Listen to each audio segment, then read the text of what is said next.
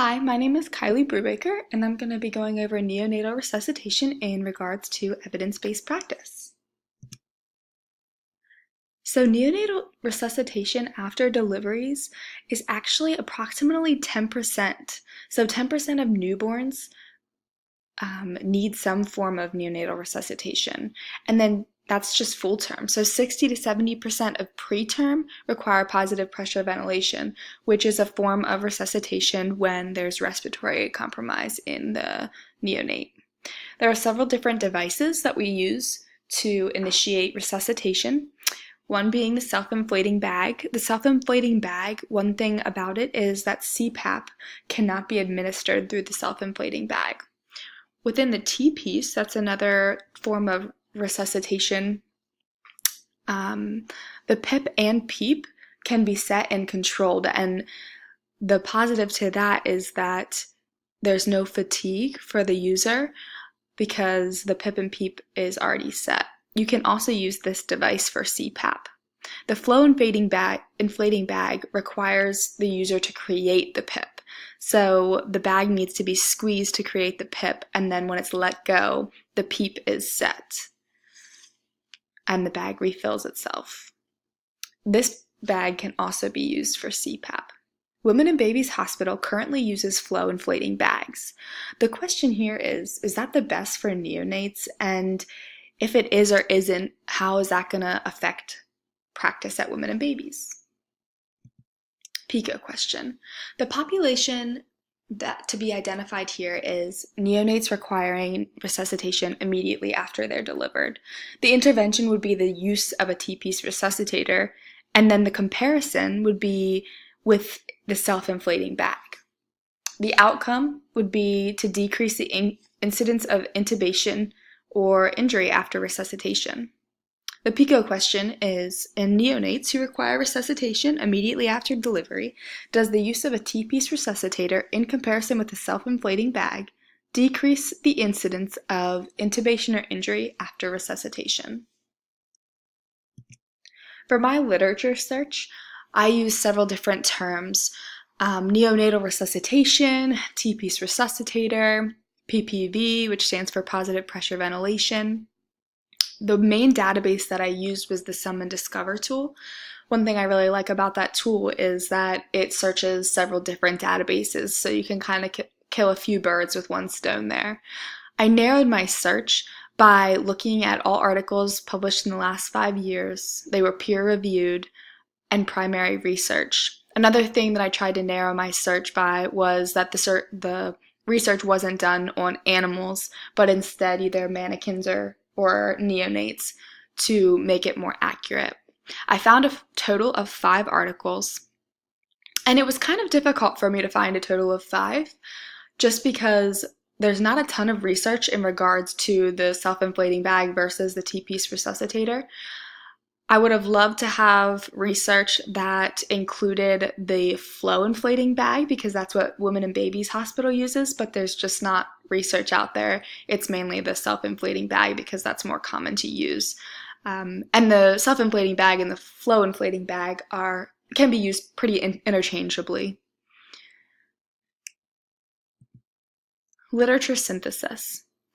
So there's 5 different primary research articles that were reviewed throughout this process. All the articles compared self-inflating bags to T-piece resuscitators. Salzd et al. 2014, Ginsberg et al. 2018, and Fong, Po, Ling, Parmavasiam, and Soliar 2015 all looked at the intubation rates with each method, whether it was the T-piece or the self-inflating bag.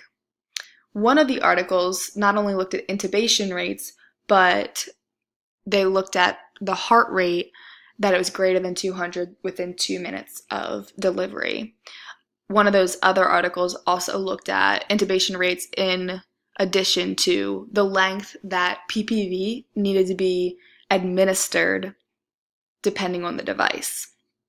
Prado et al. 2016 was the only one that looked at tidal and inspiratory volumes and compared those between the 2 devices. And then Thacker et al. 2015 looked at the survival rates and comorbidities with the two devices. So those last two articles looked at a few different things than the other three did.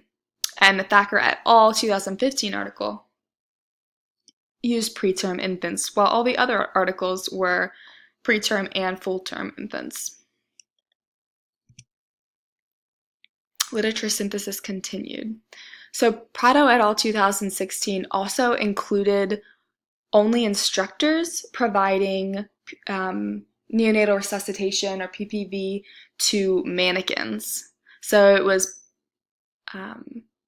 pediatricians providing PPV to these mannequins and then looking at the study from there. All of the other articles looked at real-life neonates after delivery and the devices and their effect on the neonates. Sampling in Ginsburg et al. 2018 was chosen by the neonatologists, so it was not randomized in any way, and that was the only article that wasn't randomized in any way or blind in any way.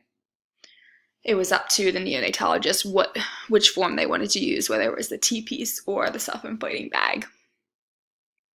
Fong, Poling, Parmavasium, and Solar 2015 performed an audit after they asked the research question to decide whether or not to compare the self-inflating bag and the T-piece.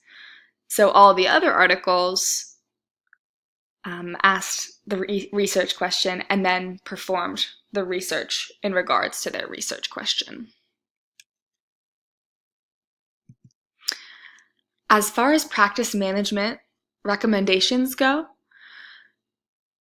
the ease of performance and lower tidal volume and higher inspiratory time values all were greater in the T-piece resuscitator in regards to the article Prado et al. 2016. As well as PPV length was decreased with the T-piece in Thacker et al. 2015. Intubation rate was decreased by 8%, and the average vent days fell with infants who had the T-piece used for their resuscitation. Ginsburg et al. 2018 found that the intubation and morbidity rates decreased with the T-piece as well. And then Sazlold et al. 2014 saw that with the T-piece, there was a decrease in intubation rates, but there was no effect to the heart rate in the first 2 minutes. So all of these things look good in regards to the T-piece resuscitator and its effect on neonates when it comes to resuscitation in comparison to the self-inflating bag. So because of that, my recommendations would be that T-piece resuscitators should be used at Women and Babies Hospital. And the way that I would want to go about that, the way to go about that would be through the clinical educator, Anne Marie Blair, work with her and help her educate anybody who would have the potential for giving neonatal resuscitation. And not only that, but working with the providers that work with the neonatal resuscitation program to make sure that they're teaching the T-piece to the new learners of neonatal resuscitation. One of the drawbacks or the difficulties of starting to use the T-piece at Women and Babies Hospital would be the cost of new equipment for the T-piece, and another big drawback would be getting physicians to agree to using this, since they're so used to using the self-inflating bag, or the flow inflating bag, all the time, as well as just getting everybody re-educated on how to use the T-piece and what that looks like.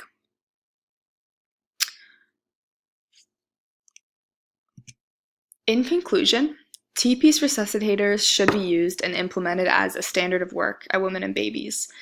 And the best way to go about that would be through the clinical educator to educate the staff at Women and Babies Hospital.